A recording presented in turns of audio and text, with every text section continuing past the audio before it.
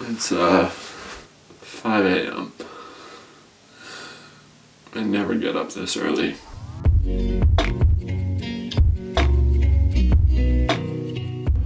When I think about the times I've actually woken up early and actually enjoyed it, it's the times that I get to travel somewhere.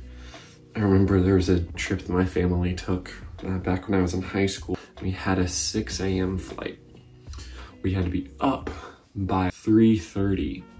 I was the only one who couldn't sleep on the airplane because I was so excited, even though I barely had any sleep whatsoever.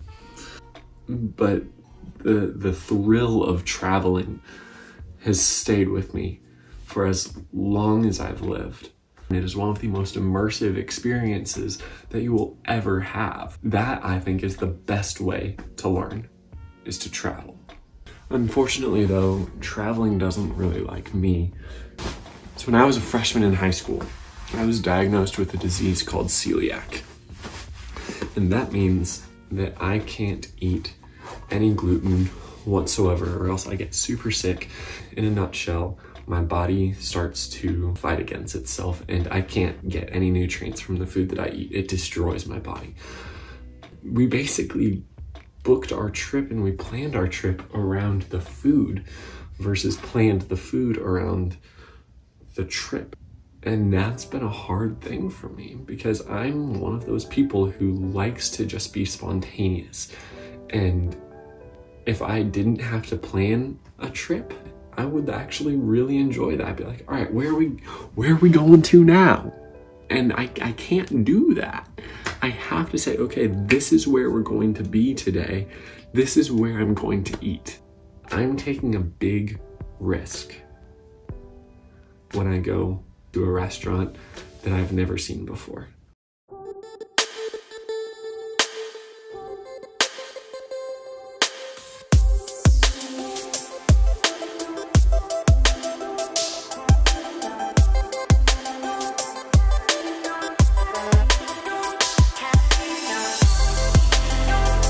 We're headed over to Columbus, Ohio today from Indiana. We are trying to go and discover a lot of gluten-free restaurants, both dedicated facilities as well as some that just do really well with making sure that no cross-contamination is possible.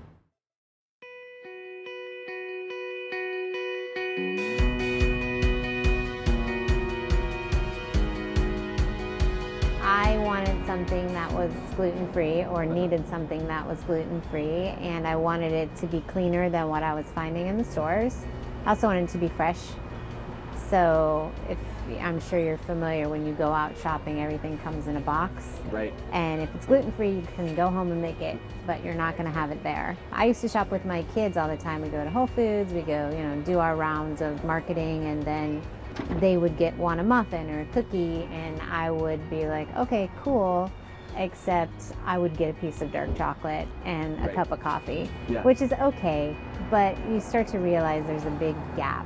I almost stay away from going out with my friends because when they're going out to get something to eat, there's absolutely no way that I can eat there. Yeah. There almost is like that natural disconnect.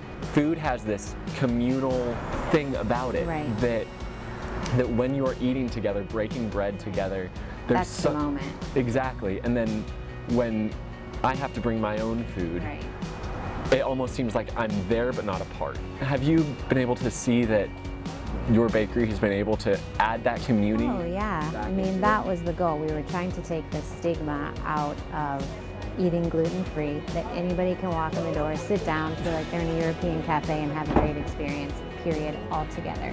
What is more hilarious is the people that come in that have no idea that we're gluten-free. They sit down, they're like, oh, it's like a European cafe. I'm like, absolutely. 2 weeks later, they find out it's gluten-free. They come in, they're like, I had no idea. I don't like gluten-free stuff. So the goal is that, like, you want to be able to hang out with your friends, feel like it's just an awesome experience, period.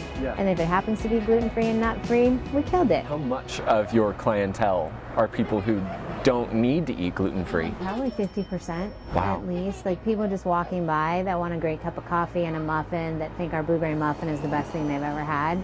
and they have no idea. And then they'll later say, I cannot believe it. And we used to tell people it's gluten-free and nut-free, and some people walk in the door and just walk right out. Really? So we stopped saying it. Like, just try it. Is this your only location? We have one in Cincinnati too. When did that open? Last summer. It's in an area that is more downtowny. Yeah. And so there's a lot of incoming traffic that are just traveling to OTR to check it out. Are you looking to expand to any other locations? We sell to the Whole Foods in Cleveland. So I feel like once I have a natural following of people in the city, that's what sort of makes sense. Yeah. If it opens itself up. If it doesn't, I want to be where people need us. Exactly. I still want it to be awesome no matter what we do. Simple's always better. It always is. So if you use really good butter, really good eggs, yeah. what are you going to make? You're going to make something better. But if I keep adding things into it, I'm not a minimalist anymore. That's not my bakery. What is your favorite thing on the menu? Both to eat as well as to make. A fresh cinnamon sugar donut. Yeah? Yeah. Like making it is a pleasure because I get to dip it in butter and cinnamon sugar. Yeah. Eating it also a pleasure because it tastes like butter and cinnamon sugar. What's some things that you like to do when you're not working or you're not baking? If I get an opportunity to travel and read a book, I think that's like perfect life. And come back here and bake again. It's where I get my ideas because my brain is finally off of the details of the day-to-day, and then I'm looking around and really checking things out.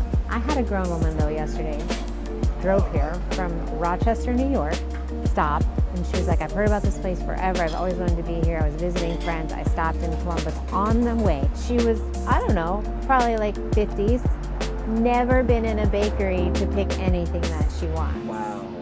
I mean, that's as gratifying as the day I opened.